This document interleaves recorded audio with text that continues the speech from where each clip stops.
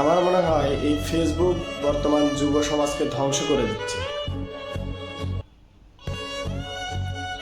যুব সমাজ যে যে কর্মটা করতো সেটা ধরে রাখতে পারতেছে না এই ফেসবুকের লোভনীয় কার্যকলাপের কারণে।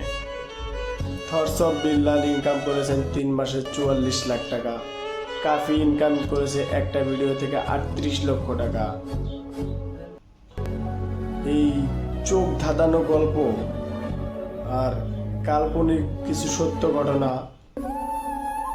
বর্তমান যুব সমাজকে ধ্বংসের দিকে, মানে ধ্বংসের মহামারী হিসেবে রূপ ধারণ করেছে এই ফেসবুক বর্তমান, আমি মনে করি।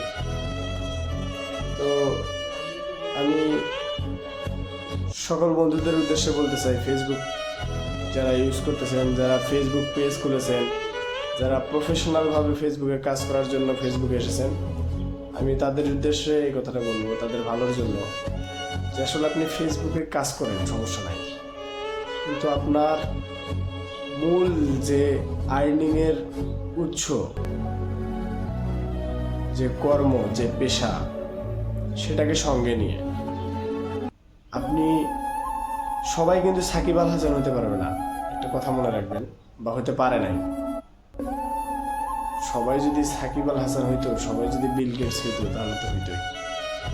আপনি মনে করতেছেন কাফি একটা ভিডিও থেকে 38 লক্ষ টাকা ইনকাম করছে, মানিক টুপাই থেকে এত বড় হইলো ফেসবুকের টাকা দিয়ে, থটস অফ বিল্লাল 3 মাসে 44 লক্ষ টাকা ইনকাম করলো, আমিও পেজ খুলেছি, আমিও খুব দ্রুত বড় লোক হবো, আমিও ইনকাম করব।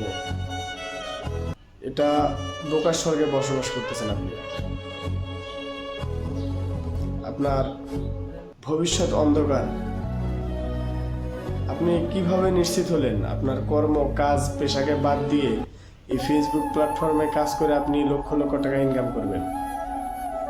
আপনি কিভাবে নিশ্চিত হলেন এটা, যে আপনি ফেসবুক থেকে লক্ষ লক্ষ টাকা ইনকাম করতে পারবেন? এখন ফেসবুক ইনকাম দিতেছে, আগামীকাল থেকে নাও দিতে পারে। এখন থেকে 2 মিনিট পর ফেসবুক ইনকাম টোটালি বন্ধ করে দিতে পারে।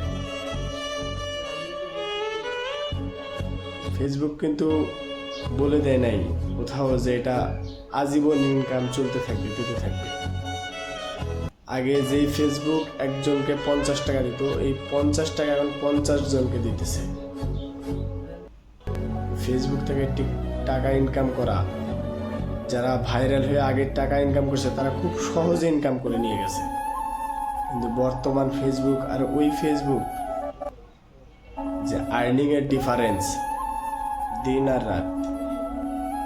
অতএব আপনারা যারা মনে করতেছেন যে তাদের মতো রাতারাতি সেলিব্রিটি হয়ে লক্ষ লক্ষ টাকা ইনকাম করবেন, তাহলে আপনি ভুল করতেছেন, আমি মনে করি।